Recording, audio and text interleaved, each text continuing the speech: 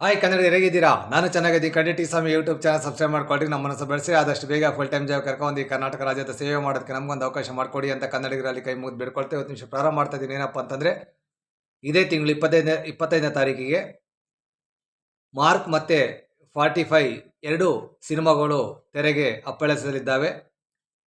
ಒಂದು ಸುದೀಪ್ ಅಭಿನಯದ ಮಾರ್ಕ್, ಇನ್ನೊಂದು ಉಪೇಂದ್ರ ಶಿವಣ್ಣ ರಾಜ್ಬಿ ಶೆಟ್ಟಿ ಅಭಿನಯದ 45 ಸಿನಿಮಾ. ಕ್ರಿಸ್ಮಸ್ ದಿನದಂದೇ 25ನೇ ತಾರೀಕಿಗೆ ಕರ್ನಾಟಕದಾದ್ಯಂತ, ದೇಶಾದ್ಯಂತ ಇದೊಂದು for India movie mark 45 mark ಎರಡು ಸಿನಿಮಾಗಳು ತೆರೆ ಕಾಣ್ತಾ ಇದ್ದಾವೆ. ನಾವು ಕರ್ನಾಟಕದ ಜನತೆ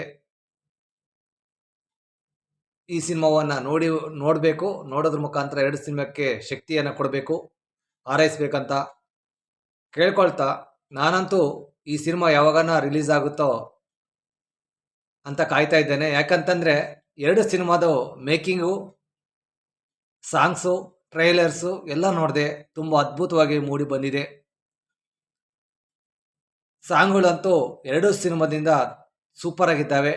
ನಾನು ಎರಡೇ ಸಿನಿಮಾದ ಸಾಂಗಿಗೂ ನಾನು ರೀಲ್ಸ್ ಮಾಡಿದ್ದೇನೆ. ಅದು ನನಗೆ ಖುಷಿ ತಂದಿದೆ. ಸುದೀಪ್ ಅಭಿನಯದ ಮಾರ್ಕು ಮತ್ತು ಶಿವಣ್ಣ ಉಪೇಂದ್ರ ರಾಜ್ಬಿ ಶೆಟ್ಟಿ ಅಭಿನಯದ 45 ಎರಡು ಸಿನಿಮಾಗೂ ನಾನು ರೀಲ್ಸ್ ಮಾಡಿದ್ದೇನೆ. ತುಂಬ ಚೆನ್ನಾಗಿ ರೀಲ್ಸ್ ಮೂಡಿ ಬಂದವು. ಸಾಂಗು ತುಂಬ ಚೆನ್ನಾಗಿದ್ದಾವೆ.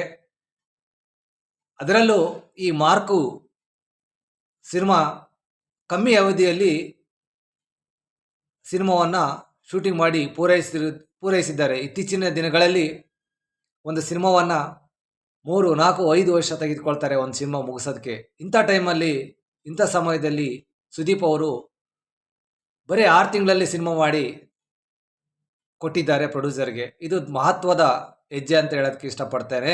ಯಾಕಪ್ಪ ಅಂತಂದರೆ ಎಲ್ಲರೂ ಫಾನ್ ಇಂಡಿಯಾ ಮೂವಿಯಿಂದ ಬಿದ್ದುಬಿಟ್ಟವ್ರೆ.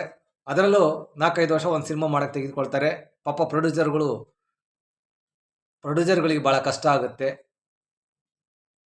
ಏನೋ ದೊಡ್ಡ ಪ್ರೊಡ್ಯೂಸರ್ಗಳು ಓಕೆ, ಆದರೆ ಎಲ್ಲ ಸಣ್ಣ ಪ್ರೊಡ್ಯೂಸರ್ಗಳು ಅವ್ರು ಹೇಗೆ ಸುಧಾರಿಸ್ಕೊತಾರೆ?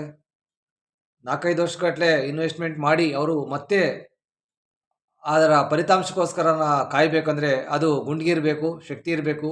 ಎಲ್ಲರ ಹತ್ರ ಆ ಶಕ್ತಿಯ ಗುಂಡಿಗೆ ಇರೋದಿಲ್ಲ, ಹಣದ ಶಕ್ತಿ. ಇಂಥ ಸಂದರ್ಭದಲ್ಲಿ ಸುದೀಪ್ ಅವರು 6 ತಿಂಗಳಲ್ಲಿ ಒಂದು ಸಿನಿಮಾ ಮಾಡಿ ಇತಿಹಾಸನ ಬರೆದಿದ್ದಾರೆ. ಅದು ಇತ್ತೀಚಿನ ದಿನಗಳಲ್ಲಿ ಗ್ರೇಟು. ಇಂಥ ಒಂದು ಸಿನಿಮಾ ಹಾಡುಗಳು ತುಂಬ ಚೆನ್ನಾಗಿ ಮೂಡಿ ಬಂದಿದೆ. ಮಾರ್ಕ್ದು ಟ್ರೈಲರು ಸೂಪರ್ ಆಗಿದೆ.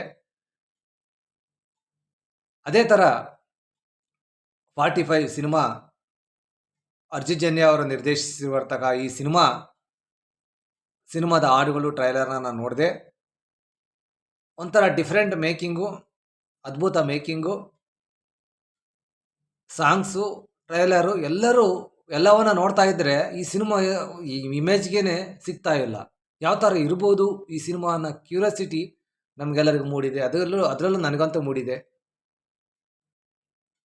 ವಿಭಿನ್ನವಾಗಿರ್ತಕ್ಕಂಥ ಮೇಕಿಂಗು, ವಿಭಿನ್ನವಾಗಿರ್ತಕ್ಕಂಥ ಸಾಂಗ್ಸು ಅರ್ಜುನ್ ಜನ್ಯ ಅವರು ಮಾಡಿದ್ದಾರೆ.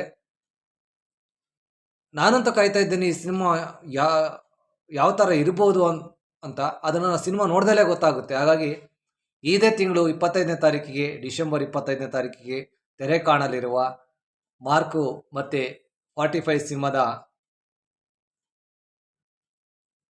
ಸಿನಿಮಾವನ್ನು ಕರ್ನಾಟಕ ಜನತೆ ನೋಡೋದ್ರ ಮುಖಾಂತರ ಹಾರೈಸಬೇಕು, ಗೆಲ್ಲಿಸಬೇಕು. ಅದೇ ಥರ ಅರ್ಜುನ್ ಜನ್ಯ ಅವರ ಹೊಸ ಪ್ರಯೋಗ ಅಂತ ಹೇಳೋದಕ್ಕೆ ಇಷ್ಟಪಡ್ತೇವೆ. ಈ ಥರ ಹೊಸ ಪ್ರಯೋಗಗಳು ಇವಾಗ ಕನ್ನಡ ಫಿಲ್ಮ್ ಇಂಡಸ್ಟ್ರಿಯಲ್ಲಿ ಮಾತ್ರ ಸದ್ಯಕ್ಕೆ ಮಾಡ್ತಾ ಇದ್ದಾರೆ. ಈ ಒಂದು ಪ್ರಯೋಗ ಯಶಸ್ವಿ ಕಾಣಲಿ. ಮಾರ್ಕ್ ಮತ್ತು 45 ಚಿತ್ರಗಳಿಗೆ ಯಶಸ್ವಿ ಸಿಗಲಿ, ಭರ್ಜರಿಯಾಗಿ ಓಡಲಿ, ಪ್ರೊಡ್ಯೂಸರ್ಗಳಿಗೆ ದೊಡ್ಡ ಶಕ್ತಿ ಸಿಗಲಿ. ನಾವೆಲ್ಲ ಸೇರಿ ಪ್ರೊಡ್ಯೂಸರ್ಗಳಿಗೆ ಒಂದು ಶಕ್ತಿ ಕೊಡೋಣ ಸಿನಿಮಾ ನೋಡೋದ್ರ ಮುಖಾಂತರ. ಎಲ್ಲರೂ ಸೂಪರ್ ಸ್ಟಾರ್ಗಳೇ. ಸುದೀಪ್ ಅವರು, ಉಪೇಂದ್ರ ಅವರು, ಶಿವಣ್ಣ ಅವರು, ರಾಜ್ಬಿ ಶೆಟ್ಟಿ ಅವರು ಎಲ್ಲ ಸೂಪರ್ ಸ್ಟಾರ್ಗಳು.